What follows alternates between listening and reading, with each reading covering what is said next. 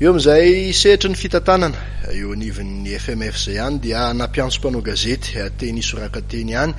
ny voamira manokana misahana ny fifidianana eo anivon'ity federasiona malagasy ny taranja baolina kitra ity ny talata tolakandro teo fantatra tamin'izany ary fa tsy ho totosaina ny fafito amby roapolo ny volana oktobra ho avy izao indray ny fifidianana ny filoha sy ireo komity mpanatanteraka eo anivon'izany federasiona izany. Ankoatra izay dia nanamafy ihany koa ny CEN na ny voamira manokana misahana ny fifidianana eo anivon'ny FMF fa tsy maintsy ho totosaina ny fifidianana ho an'ireo ligue paritra telo tsy mbola navita an'izany dia vatovavy vinany Matsiatra ambony ary Bongolava ho an'ity ligue paritra farany ity dia efa nisy ny filolany tsy maintsy averina nefa izany fifidianana izany.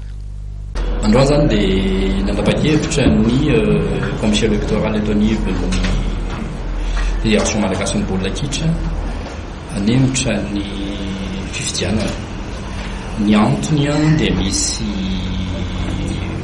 mieritreritra hoe raha nandinika izay misy an'ilay ligue anankitelo mbola misy olana dia rehefa nifafidinika sy ny toam-panapa-kevitra tamin'ny FIFA dia hoe aleo aloha vita ireo mba hisiany sincérité ana élection zany dia izay antony izay no tsy voatery tsy maintsy any amin'ny mpanao fifidianana tsy maintsy ho fitainay zany ireo aloha hanao fifidianana ny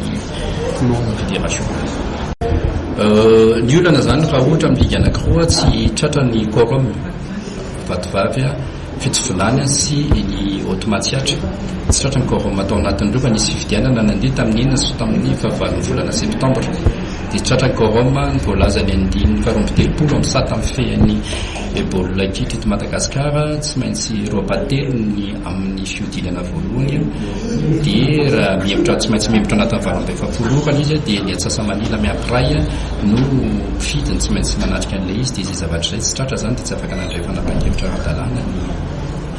io assemblée générale io donc zay zany fandehan'ilay izy.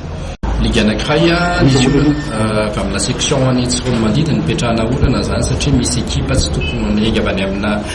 section izy io dia misy ekipa tsy tokony handray anjara misy mihevitra fa tokony mandray anjara atao anatin'ny fifidianana ilay izy dia nisy recours nataon'zareo zany dia zay natonga izy.